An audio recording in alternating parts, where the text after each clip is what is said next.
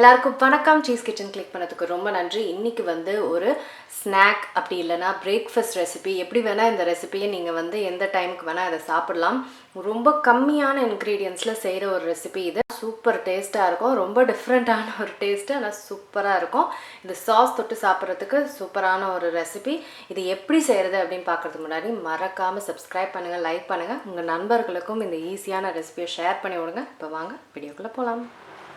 பவுலில் அரை கப்பு கடலை மாவு எடுத்துக்கிறேன். கடலை மாவில் சில்லி பவுடர், டர்மரிக் பவுடர், உப்பு, சீரகம் இது எல்லாத்தையும் நல்லா கலந்து விட்டுக்கிறேன்.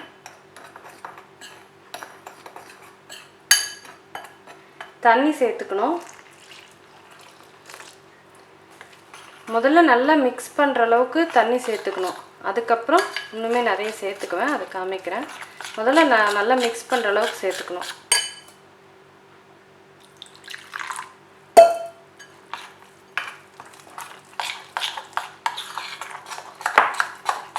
இப்போ நல்லா கலந்தாச்சு, அதனால் இப்போ நல்லா தண்ணியாகிற வரைக்கும் சேர்க்க போகிறேன். இந்த அளவுக்கு தண்ணியாக இருக்கணும். கடாயில் எண்ணெய் போட்டுக்கணும். எண்ணெய் ஓரளவுக்கு சூடாகிட்டப்புறம் இந்த மிக்ஸ்டர் ஆட் பண்ணிடலாம். ஆட் பண்ணப்புறமே இது உடனே திக்காக ஆரம்பிச்சிட்டோம். இதை வந்து கிளறிக்கிட்டே இருக்கணும்.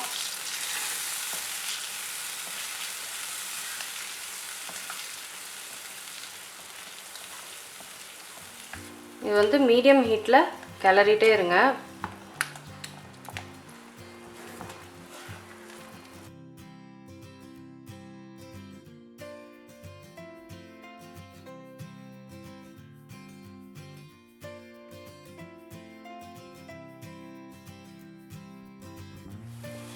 இப்போ பாருங்கள், பேனில் சுத்தமாக ஒட்டவே இல்லை.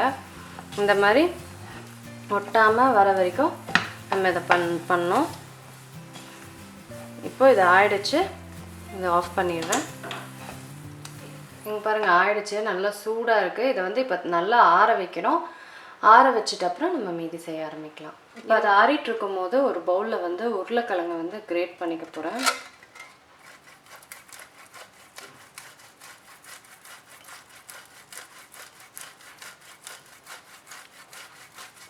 இப்போ இந்த 2 பொட்டேட்டோ வந்து கிரேட் பண்ணியிருக்கேன். இப்போ அதில் இந்த காஞ்ச கடலை மாவு இருக்குது இல்லைங்களா, அதை போட்டுக்கிறேன்.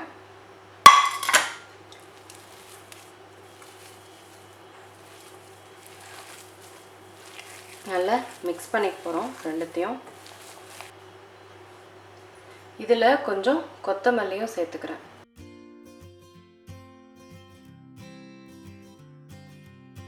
கொஞ்சம் உப்பு சேர்த்துக்கிறேன்.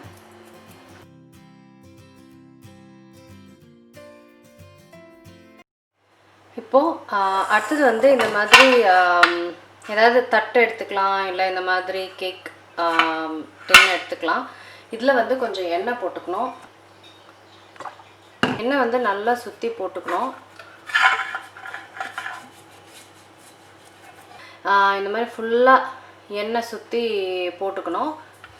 அதுக்கப்புறம் கையிலையும் வந்து நல்லா எண்ணெய் போட்டுக்கிட்டு இதை வந்து இன்னொரு தடவை நல்லா பிணைஞ்சிக்கணும். எடுத்துட்டு இதில் வந்து நல்ல தட்டையாக இதை வந்து ஸ்ப்ரெட் பண்ணிக்கணும்.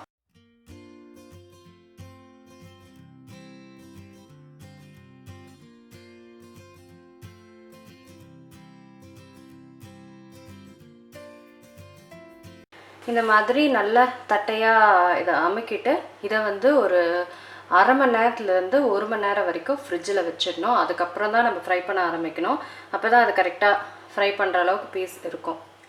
இப்போ 45 மினிட்ஸ் ஆயிருக்கு. நான் வந்து இதை வந்து ஸ்லைஸாக கட் பண்ண போகிறேன்.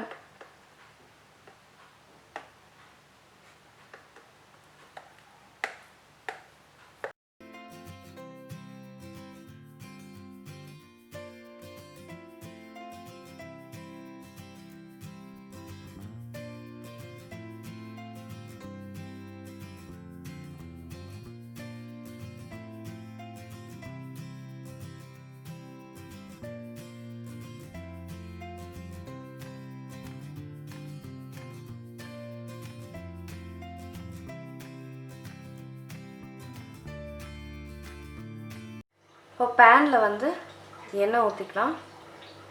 எண்ணெய் வந்து சூடாகணும்.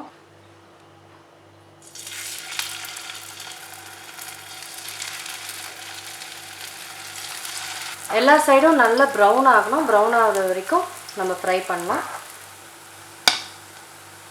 நல்லா சூப்பராக 2 சைடும் நல்லா சூப்பராக ஆகிடுச்சு. நான் எடுத்துகிற போகிறேன். கடலை மாவு பொட்டேட்டோ செஞ்ச ஸ்நாக் முடிஞ்சிருச்சு. வாங்க, இவ்வளோ கிறிஸ்பியாக சூப்பராக இருக்குது.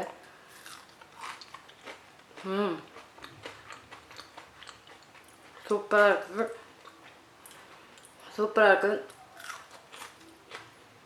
சாஸ் தொட்டு சாப்பிட்டா செம்மையாக இருக்கும், நல்ல கிறிஸ்பியாக. ஸ்நாக்ஸ் கண்டிப்பாக ட்ரை பண்ணி பாருங்கள், ரொம்ப டிஃப்ரெண்ட்டாக இருக்கும், செம்ம டேஸ்டியாக இருக்கும். கண்டிப்பாக ட்ரை பண்ணி பாருங்கள். நாங்கள் வந்து இது டீயோட சாஸோட தொட்டு சாப்பிட போகிறோம். உங்களை சீக்கிரமாக நான் அடுத்த வீடியோவில் சந்திக்கிறேன். வணக்கம். இருங்க, எங்கே போகிறீங்க? இந்த 2 வீடியோஸும் கண்டிப்பாக உங்களுக்கு பிடிக்கும். கிளிக் பண்ணி பாருங்கள்.